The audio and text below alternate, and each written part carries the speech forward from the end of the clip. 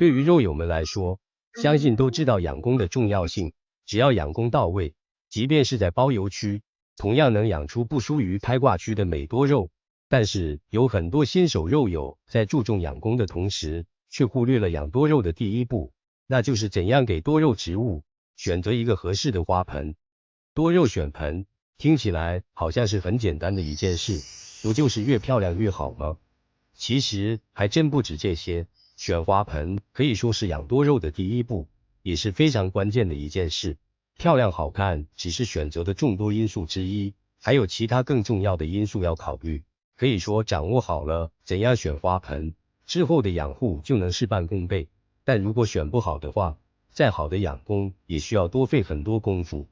大家好，这里是老翁养花的频道。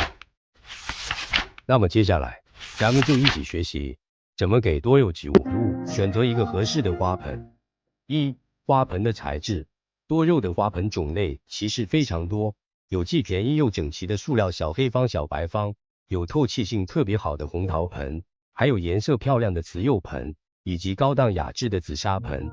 当然也少不了花友们自己发挥创意制作而出的水泥盆、铁盆、搪瓷盆，甚至一些竹筒、树根等。这些花盆的材质各有不同，当然材质的透气性也大有差别。在大部分肉友的认知中，花盆的材质当然是越透气越好，所以在很多时候都推荐红陶盆。但是红陶盆的透气性实在是太好了，对于初入肉坑的新手非常合适，能在很大程度上避免了管不住手浇多了水而导致的烂根。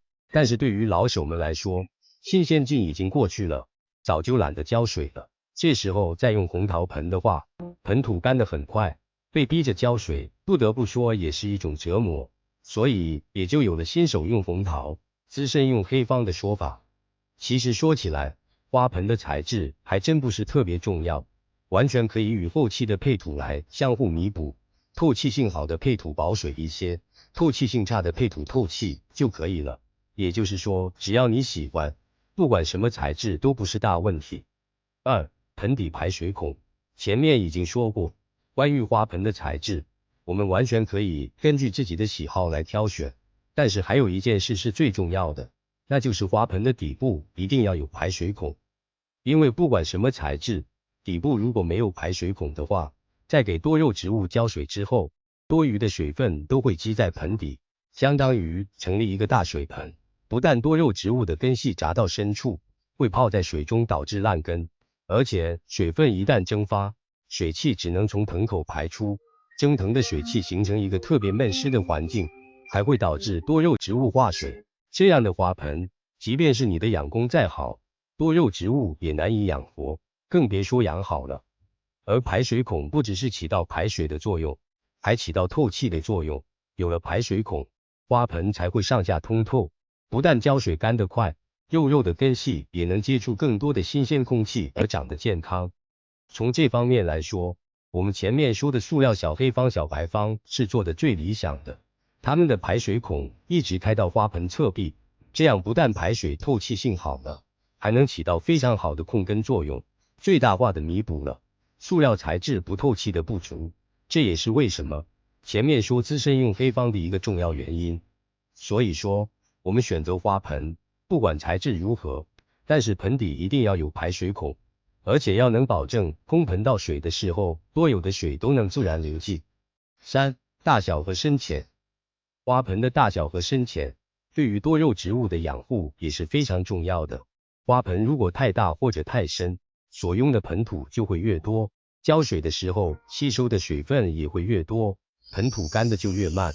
这时候如果多肉的植株很小的话，并没有足够的能力吸收太多的水分，盆土积水时间长了，轻则导致多肉徒长，重则就会烂根徒长。所以说，切记不要大盆养小肉。当然，大小和深浅还是可以在一定范围内适当调整的。如果我们只想把肉控得小巧精致，那么从理论上来说，花盆是越小越好，甚至有人会用拇指盆。而如果希望肉能够快速长头，那么花盆最好就得适当大一些了，通常比多肉的官幅略大1-2圈即可。还有就是碰到一些悬崖桩之类的老桩多肉，需要用比较深的铅盆来养才更相配。这时候可以在盆底垫几层陶粒等粗颗粒，至少要垫到花盆高度的一半以上，这样就相当于又从内部把花盆垫浅了。4.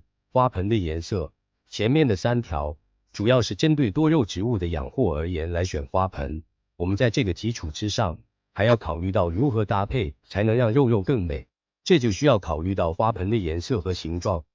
好马配好鞍，毫无疑问，一颗美丽的多肉，如果再搭配一个颜色形状都相得益彰的花盆，马上就变成了一件有生命的艺术品了。